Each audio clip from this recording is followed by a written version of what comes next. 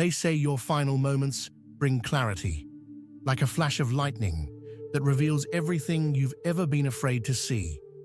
I used to think that meant I'd cling harder to my lifelong beliefs, that I'd feel comfort in my faith until my very last breath. But what actually happened was the exact opposite. My name is Yusuf Khan, and I'm 62 years old. I was once a respected Imam, sure of every verse I recited, every sermon I preached. Yet one harrowing moment changed everything I thought I knew about life, about faith, and most shockingly, about Jesus. I was born in a small village on the outskirts of Baghdad, Iraq. My family traced its lineage back to several generations of devout Imams. By the time I was 11, people were already commenting on my ability to memorize and recite the Quran with a passion beyond my years. My grandfather, who guided my earliest steps in faith, always said, "Yusuf, your heart is drawn to Allah's words. One day, you will lead many." Years later, when I assumed the role of Imam in my local mosque, I felt I was fulfilling that prophecy. Prayer calls, community gatherings, and fervent discussions about Islamic teachings filled my days. Truth be told, I never thought I would leave Iraq. But life has a way of pulling us where we least expect to go. Political turmoil forced me and my wife, Fatima, to make a decision no one in our family ever dreamed of. We packed up whatever could fit in 2 suitcases and fled to the United States. It wasn't an easy transition. I remember stepping off the plane, the hum of English words swirling around my ears. Everything felt so foreign. The people, the smells, the tall buildings, even the color of the sky seemed different. A small local Muslim community welcomed us.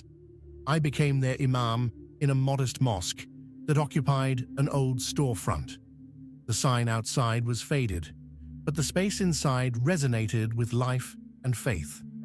Every Friday, the rows filled with people who had traveled from all over the Middle East, South Asia, and Africa, seeking the same solace we did. Their trust in me was humbling. I gave sermons, counseled couples, guided teenagers through identity crises, and organized community events. I believed with all my heart that Allah had placed me here to share His message. Fast forward to when I turned 62. By then, life had settled into a predictable rhythm. My children, 2 boys and a girl, were starting families of their own. I considered myself blessed beyond measure. But a sudden diagnosis shattered my illusion of security. Stage 4 pancreatic cancer. The doctor's words blurred in my mind. "We'll do what we can, Mr. Khan, but the prognosis isn't good." Chemotherapy was the primary option, but the odds it would extend my life were slim. Friends, family, and the congregation rallied around me.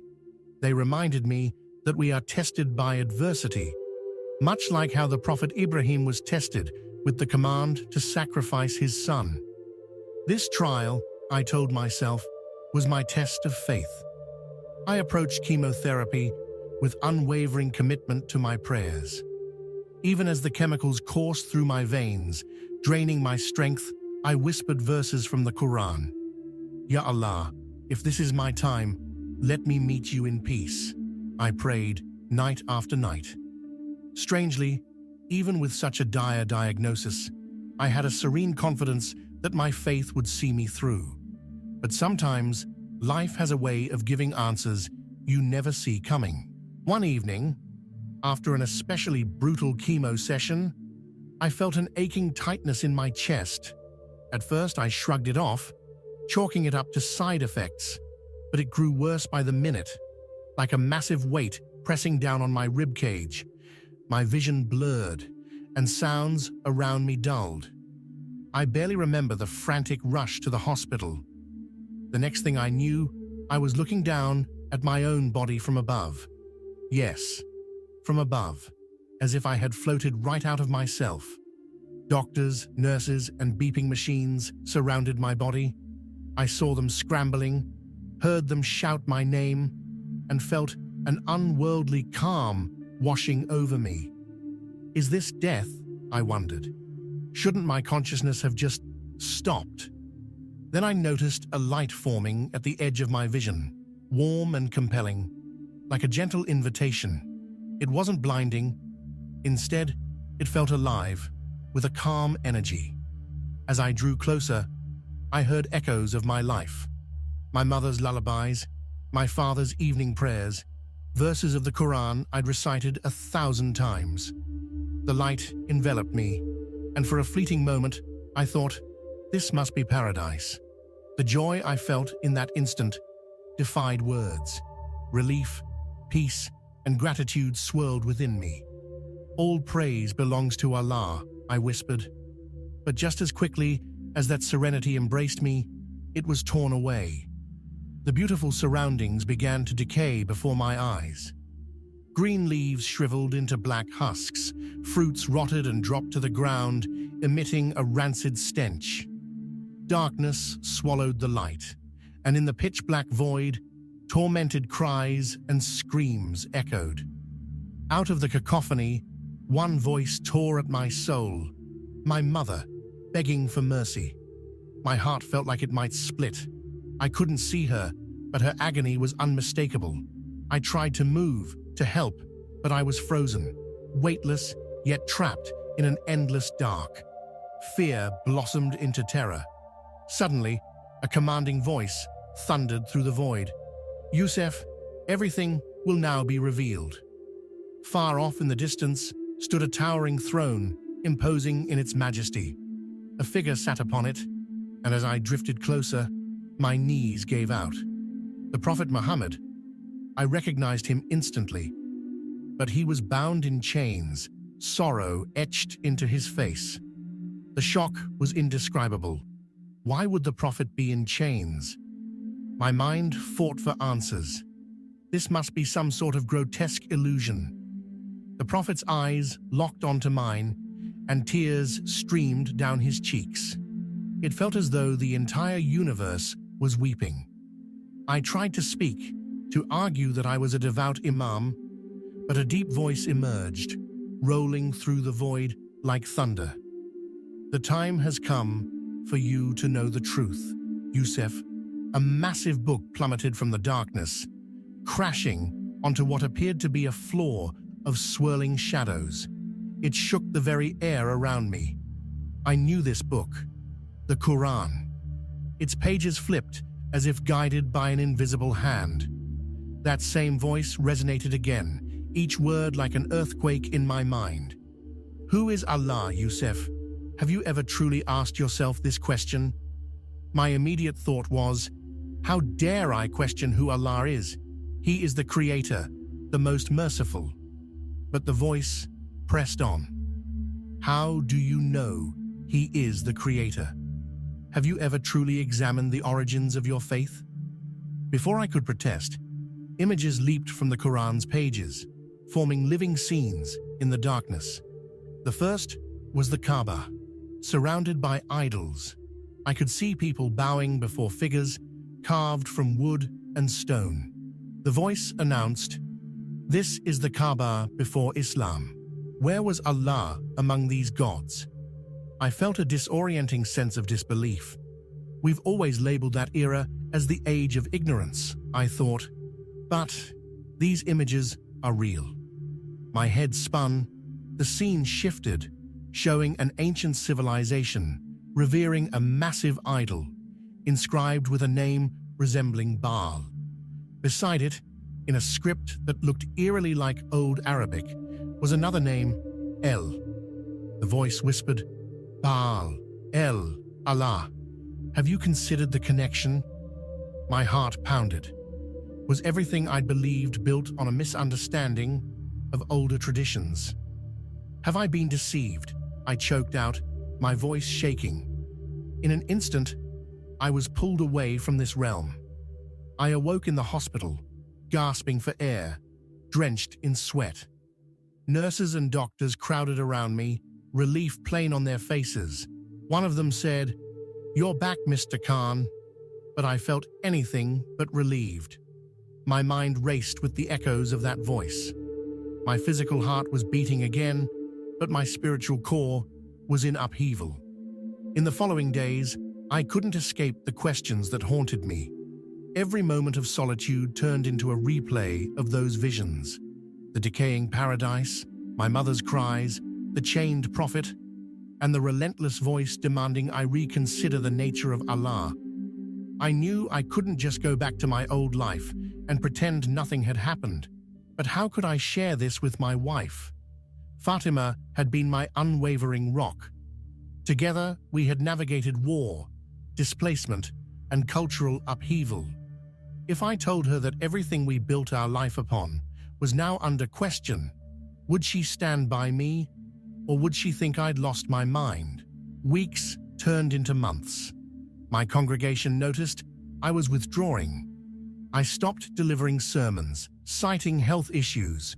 People assumed it was the cancer treatments making me weak, and I let them believe that.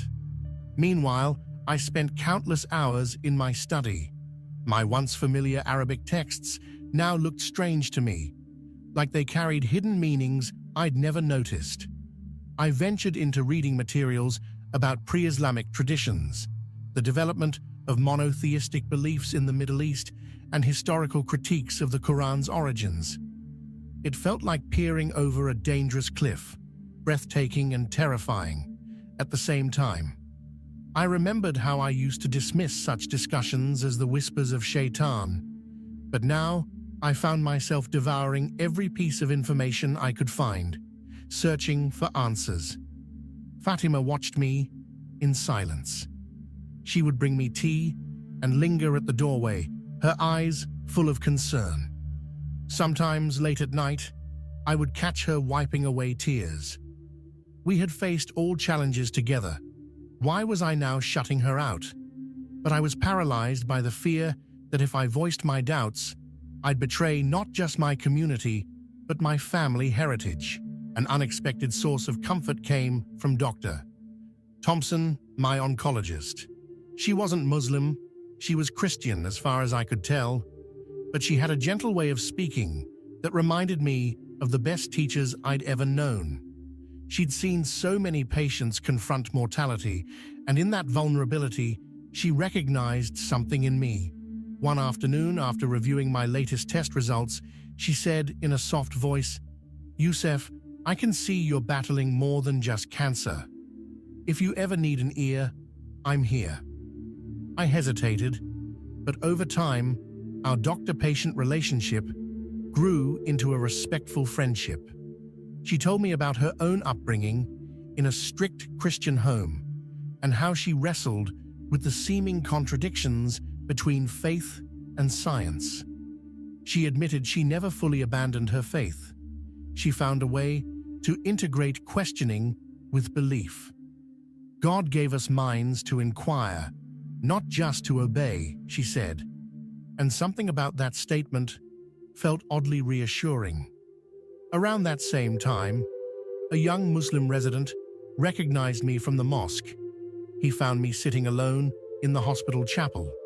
I was embarrassed, but instead of judging me, he shared his own struggles, trying to reconcile medical science with certain traditional interpretations of Islamic doctrine. "I want to be a good Muslim and a good doctor," he said, "but I don't always know how." He didn't offer me any grand spiritual revelation, but his honesty was like a lifeline. For the first time in weeks, I felt less isolated. Late one night, I was back home, pacing the garden. The stars above me were impossibly bright. My father used to say that the night sky is a testimony to Allah's greatness. But now, under those same stars, I found myself whispering, "God, if you are truly there, show me the truth, even if it isn't what I expect." My breath caught as I said the words. It felt like the first time in my life I'd allowed genuine doubt to meet genuine hope. A couple of days later, a chaplain named Father John stopped by my hospital room. I had never seen him before, and I assumed he was just another staff member checking in on patients. He wore a simple white collar and carried a small Bible. In a gentle tone, he said, "I heard you had a near-death experience. Would you be open to talking about it?" Normally, I would have declined, but desperation overpowered my reservations.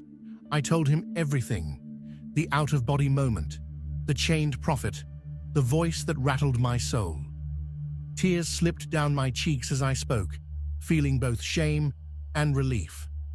Father John listened, without a hint of judgment, his expression a compassionate mixture of sadness and understanding. After I finished, he asked softly, "Did you see Jesus?" The question startled me. In my vision, I hadn't. I shook my head. Then Father John opened his Bible. He read John 14:6. "I am the way, the truth, and the life. No one comes to the Father except through me." I'd heard this verse cited in countless debates, but it had never struck me as personally relevant. This time, though, the words echoed like a distant thunder in my heart. From that day forward, I wrestled with a new question. Could Jesus be the real key to what I experienced? Every day, I returned to the memories of that bright light, the decaying paradise, the voice questioning the foundation of my faith. And always, I came back to Jesus' words, "No one comes to the Father except through me." I started reading bits of the Bible. Secretly, of course, no one in my community could know. But the more I read, the more I found teachings about love, forgiveness, and a personal connection to God that felt different from anything I had encountered before. In the Quran, there were references to Jesus as a prophet. But in these biblical texts, he was so much more: Savior, Redeemer, the living embodiment of divine grace. Meanwhile, the tension with my congregation grew. Some members suspected I was losing faith. I received worried phone calls, even visits to my home, urging me to focus on prayer and to remember my duties as an Imaam. One elderly man I deeply respected said, "Sheikh Youssef, the community needs you now more than ever. Don't let your illness lead you astray." Inside, I felt torn. I could no longer give them the certainty they craved because I didn't have it myself. Each attempt to return to leading prayers was overshadowed by the haunting memory of my near-death encounter. How could I stand before them and preach what I was no longer sure I believed? My internal conflict reached a breaking point one morning when I was reading the Bible in the hospital chapel. I came across the story of the prodigal son, how he squandered everything, only to return home and find unconditional love awaiting him. Something in me broke. I realized I was that prodigal, wandering far from what could be true. Tears filled my eyes, and I prayed in a way I never had before. "Jesus, if you are real, please show me." A warmth washed over me, reminiscent of the light in my near-death experience, yet calmer and more hopeful. It wasn't a dramatic vision. No angels singing, no voice booming from heaven. Just an overwhelming sense that I was deeply known and loved. Despite my doubts, despite the confusion, I found Father John later that day and told him, "I believe in Jesus, but I'm scared." He smiled gently. "Faith often involves courage, Youssef," he said. We talked for hours about the meaning of baptism, dying to an old life and rising to a new one, just as Jesus died and rose again. I agonized over how my family and community would react, but the pull in my heart was too strong to ignore. A week later, in a small side room of Father John's church, I was baptized. The simple act of water flowing over my head felt like a release from the bondage of fear and doubt. I can't describe it better than to say I experienced a sense of peace and belonging that I'd never known before. "You are free, my brother," Father John whispered. And for the first time, in what felt like forever, I believed it.